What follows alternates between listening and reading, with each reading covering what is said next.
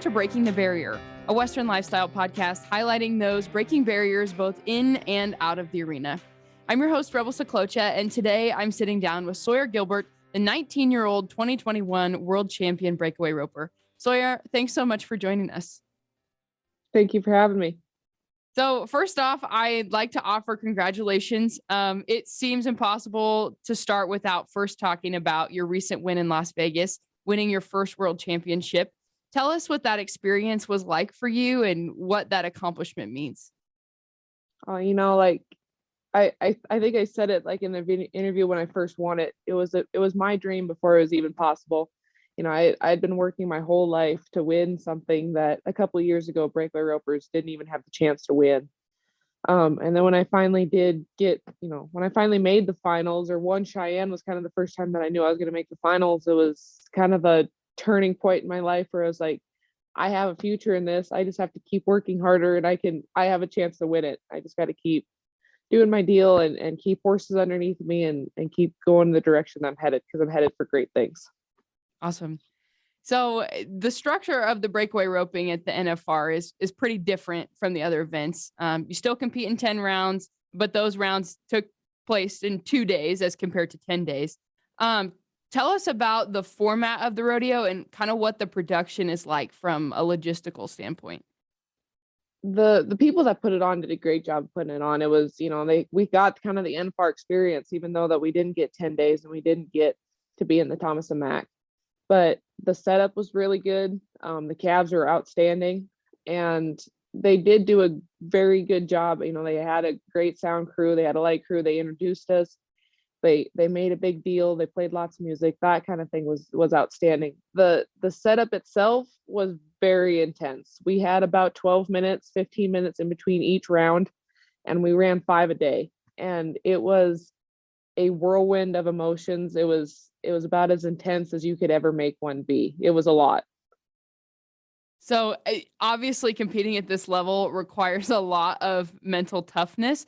And as you alluded to, you had 12 minutes between each round to kind of regroup and get yourself together, whereas other contestants have kind of a span of 24 hours to digest that if things don't go their way. Talk about your headspace and how you stayed so mentally engaged during all 10 rounds. I know you were the only breakaway roper to catch all 10. So you had to have been pretty locked and loaded during those 2 days. Yeah, I think that's one of my greatest strengths is mental toughness and being able to keep my head in the right frame of mind.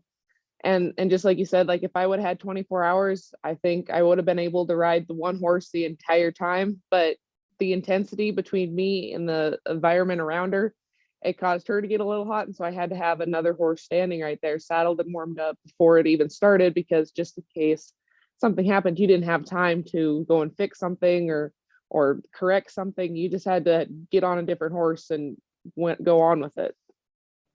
Yeah. Talk about horsepower and breakaway roping and kind of the advancements you've seen in that with the sport growing so rapidly. Horsepower is everything. It's hard enough to win when you're riding the very best one. And if you're not riding one of the 1% out there that can do it, it doesn't matter how good of a roper you are, you're not going to win much.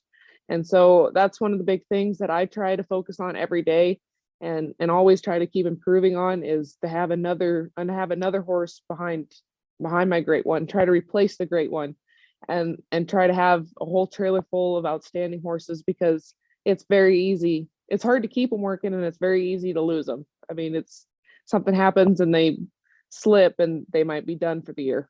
Mm-hmm. Tell us about your 2 main mounts or the horses that you roped on at the finals.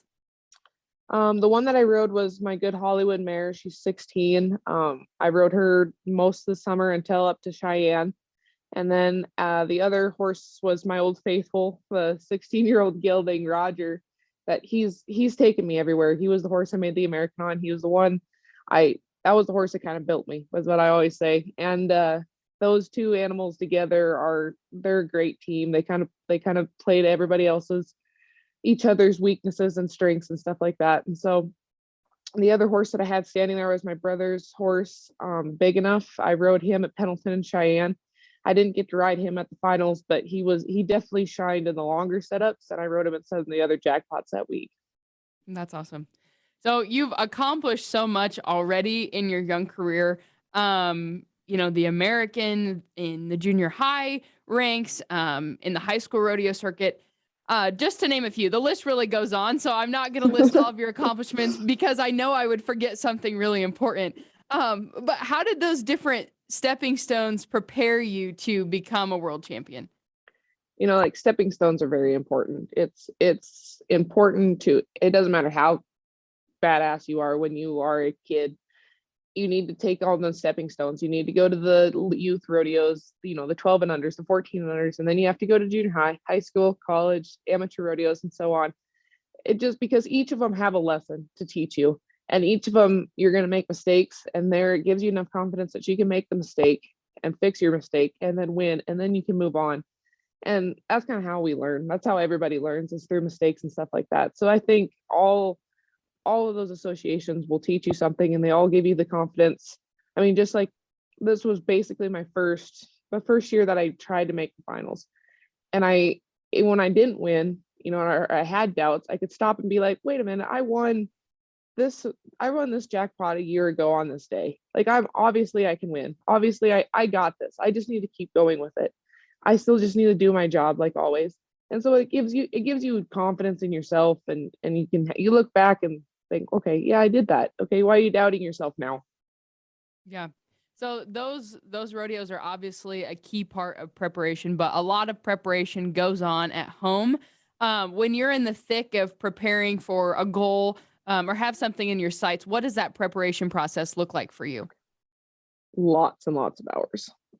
It's No shortcuts. no shortcut. There is absolutely no shortcut to success. That you have to be in the thick of it, and you have to put in the work. And it's not it all the hard work that you put in is going to feel like there's going to be no reward. Nobody's going to pat you on the back and say it's okay. I mean, nobody's going to do that. You have to do it yourself, pick yourself up. And so, like, when I was preparing for the NFR, I was in Buffalo, South Dakota, and we have an indoor barn, but it was kind of cold. Not as cold as it is now, but it was kind of cold, and you didn't really, there's lots of days that I didn't want to rope because it was cold and miserable and I had other things to do, but that was the priority. And so that's what we did. And I'm incredibly thankful to my family that lets me do that. And they're like, yeah, we'll just take care of everything else after dark. It's fine. We'll get you practice first. But, but it's stuff like that, like I kind of had a game plan of how I wanted to prepare for the finals. I knew that it was going to be 10 rounds. And so we would practice a lot on, I would run 5 on each horse, just bang, bang, bang, kind of like how the finals were going to be. And then we might take a break, get on a different horse and work on some things, and then get back on that horse and run another 5, kind of preparing like this is the first day, this is the second day. Not having been to the finals before, I didn't really know what to expect. But on the same side, I didn't really think that was going to be a disadvantage to me. I kind of thought that there's lots of people that's their first time. This is only the second ever finals. There's like 4 other people that have been there before. It's, everybody's going to be kind of in the same boat, and it's a completely new arena. Nobody's ever been in that arena before. So I just kind of kept a level head and try not to overestimate it and just do my deal. Yeah. I mean, obviously there's a lot of work, and everyone will speak to that, of all the work that it takes behind the scenes and before you get to that point. But I'd be curious to know if there was, a particular practice or a moment when things got especially tough, or maybe like a realization where you just kind of had to lock in and dig a little bit deeper.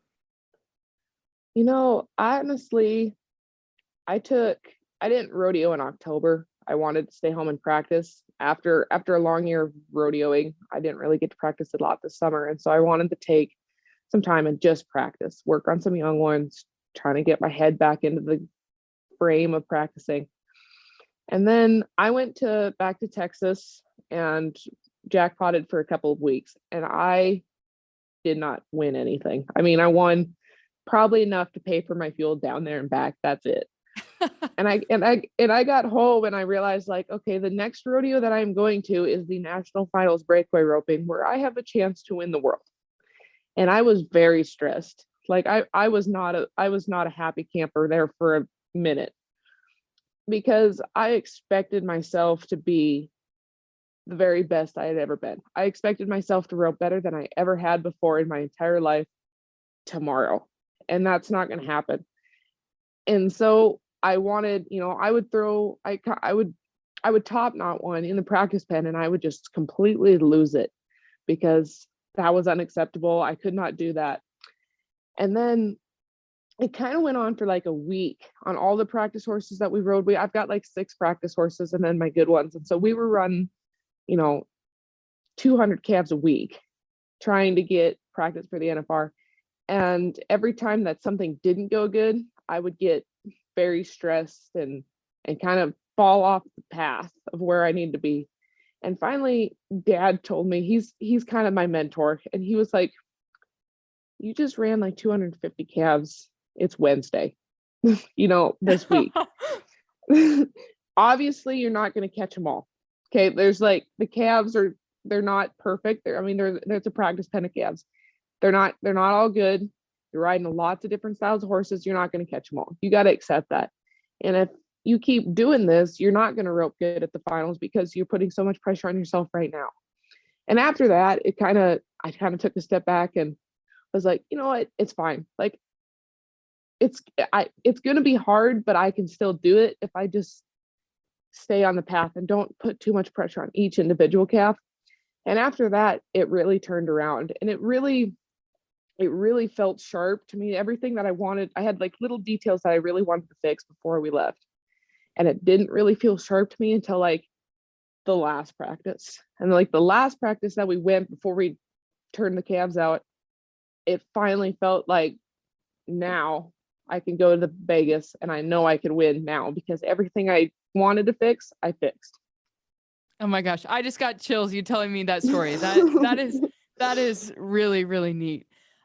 So you talked about your dad a little bit. And if I had to guess, there's probably a whole host of people behind the scenes, offering you help and encouragement. But who have some of those influential people been, and what have they done or taught you to help you become a better roper, but also, a better person and competitor? My dad was probably the center of that. He taught me almost everything I know about roping. He was the one who got me started on it.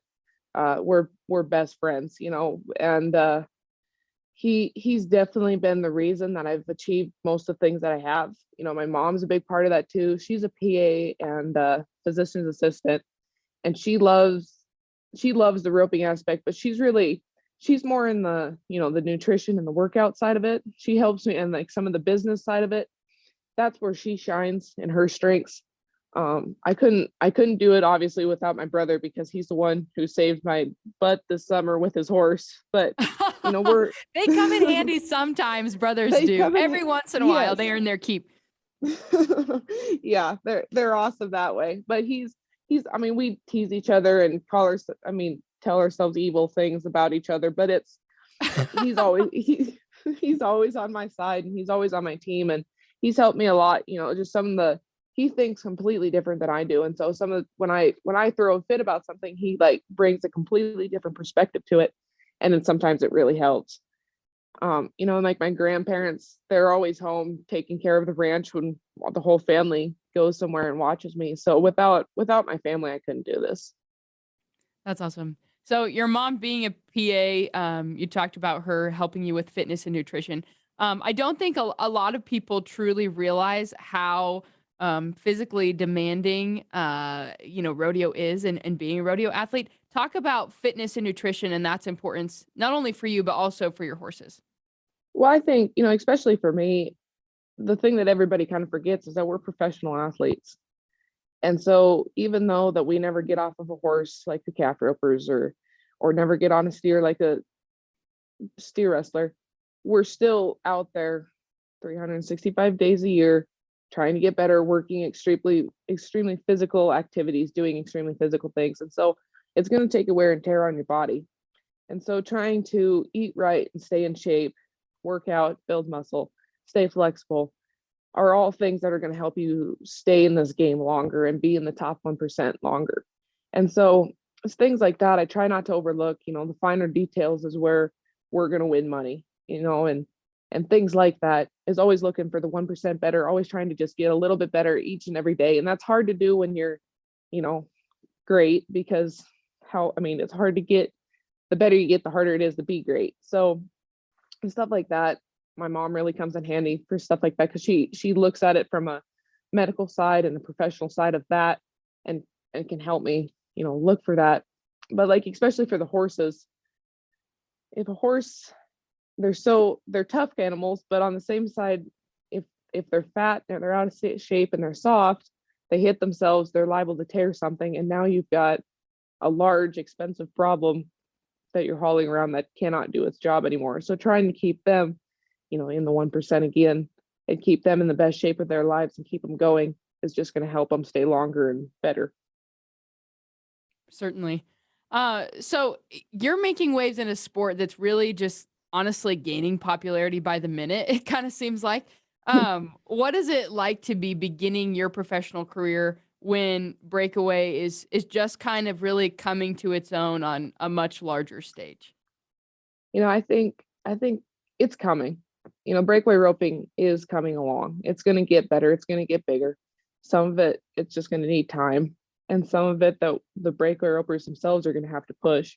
And they're going to have to show that it is a professional sport, that we can be professionals about it, that we can be like the steer wrestlers behind the boxes, all cheering for each other. Stuff like that. It's, some of it we're going to have to find more money to do the things that we're going to want to do. But on the same side, it's grown leaps and bounds from it where it was last year. I think there was like 70 rodeos last year that had it, and I think there was like 100 or something that had it this year. I mean, it's growing on its own, and it's very popular. Everybody that I've ever talked to about rodeo, it is like, we love the breakaway rope, and so fast, so quick. It's awesome to watch. It doesn't take forever. It's fast paced. Everybody's for each other, and stuff like that, I think, is really helping us. Yeah. So Breakaway is really fast, and there's really not a lot of room for error, with people clocking times under 2 seconds. What role do you think that horsemanship plays in the Breakaway, and how do you think that growing up on a ranch has helped you in that aspect of competition? More than I could ever say. I mean, I look back, I go to Texas, and I look at some of the girls that didn't get to grow up on a ranch and didn't get to spend hours upon hours out in the pasture riding a horse. And some of the things that they have to do to keep their riding, that I've never even thought about, because it's been just so natural to me. I'm so blessed that I get to be on a ranch, and I get to come home to it, because it's kind of, when I'm home on the ranch, it's kind of like a reset button for me. I don't have to worry about some of the stresses that I have to worry about, like when I'm in Texas, or some of the things. Life's just a little bit easier on the ranch. And it's a little funner too. Yeah. They may But have screen printed that on a t-shirt somewhere, I think. yeah, I think so. I might have the t-shirt. Oh gosh. Um, but I think that just things like that, sometimes I probably overlook that some people have to do in their riding ability, is a big key factor of how I can be so successful. Because I'm pretty strong, and I think I've got that from the ranch too. From a young age, I was lifting things, trying to, feeding horses salt bags, mineral, stuff like that, that's heavy. But then riding, it's just natural. I've done it for so long, since I was like 4, that everything's just natural to me. It's like riding a bicycle. And so things like that, I think I probably overlook, but I'm incredibly grateful to have them, and it's truly a blessing. So a lot of people are kind of wanting to dip their toe in breakaway roping now that, there's more opportunities and more rodeos. Even I think it's growing at the amateur level too. What would be the best advice that you could give someone who's maybe wanting to try it out for the first time, or maybe, make that leap into something new? Commit. Just, if you want to do it, then go and do it. It's going to take a lot of hard work, and nobody's going to give you praise for it. But then when you do win, it's going to be worth it. And there's going to be lots of long nights that you think like, why am I out here? Like, I'm losing money. I'm tired. I'm sore. I don't want to do this. It'd be so much easier if I was home. But when you get to the rodeo, and then you get your head in the mind frame that it needs to be, and you win, it's so much fun. That it's the moments that you live for. That's awesome. So, beyond your family, I'd be curious to know if you have any idols or mentors in the sport of rodeo that you've looked up to, since you were little, or maybe that you've just started really closely following as you've gotten older. But I'd be curious to know who you like to follow or listen to.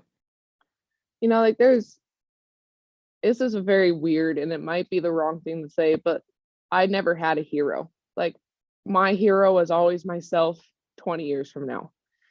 And that was always, I always thought that that was weird because like I remember like when I was in like elementary school, we had to write a paper on who was our hero, and I legit wrote it about me when I was 21.